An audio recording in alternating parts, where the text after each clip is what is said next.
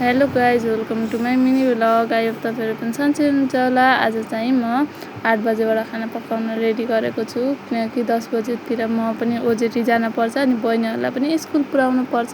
त्यही भएर छिटो गर्दै काम गर्दै आज चाहिँ करेलाको तरकारी पकाउने हो। सँगसँगै पकाऊँ है त रेडी।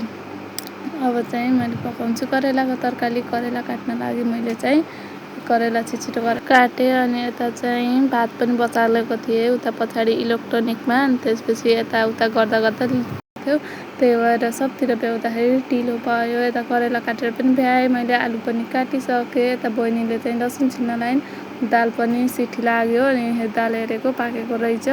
अनि मैले कराई बसालेँ, यता चाहिँ तेल हालेँ अनि लसुन फुराएँ मैले चाहिँ। अनि फेरि यता दाल झार्न लागेँ, दाल अनि पाकिसकेको थियो अनि झार्ने आलु हालेँ अनि हल्दी सल्दी हालेर तरकारी भुट्न थालेँ। मैले चाहिँ पहिला आलु भुटेर अनि त्यसपछि करेला हालेँ।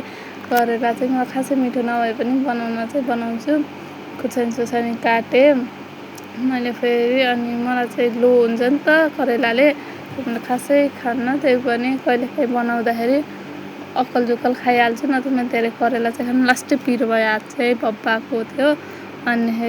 अनि यतातिर फेरि मैले खुर्सानी हालेर फेरि ढाक्दिएँ अनि 8 बजेर 18 मिनट पनि गइसक्यो। 10 बजेसम्म मैले खाना खाएर रेडी हुन जानुपर्ने थियो नि त।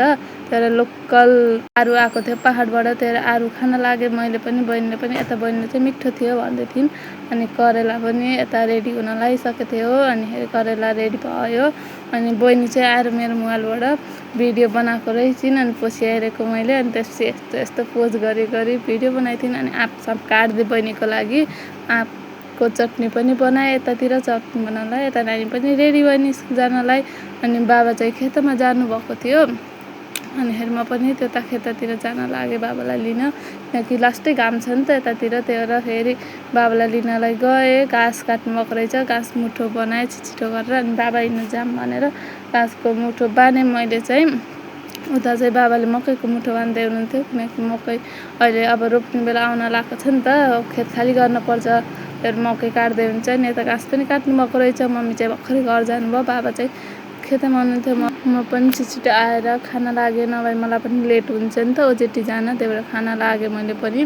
अमिलो थियो चटनी चाहिँ, मुख पनि कस्तो भयो, अमिलो छ नि त आँप हाम्रो, त्यही भएर यो चाहिँ बजारमा किनेको आँप गुलियो हो।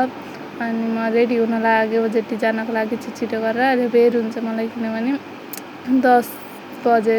10-15सम्म पुग्नुपर्छ नि त म, त्यही भएर अब काम यस्तो छ। सनस्क्रिन त लाउनै पर्यो अनि त्यसपछि सनस्क्रिन लगाएँ अनि म पनि रेडी भएर आज चाहिँ बाबाले छोडिदिनु जानुभयो मलाई। अनि म पनि ओजेटी आएँ।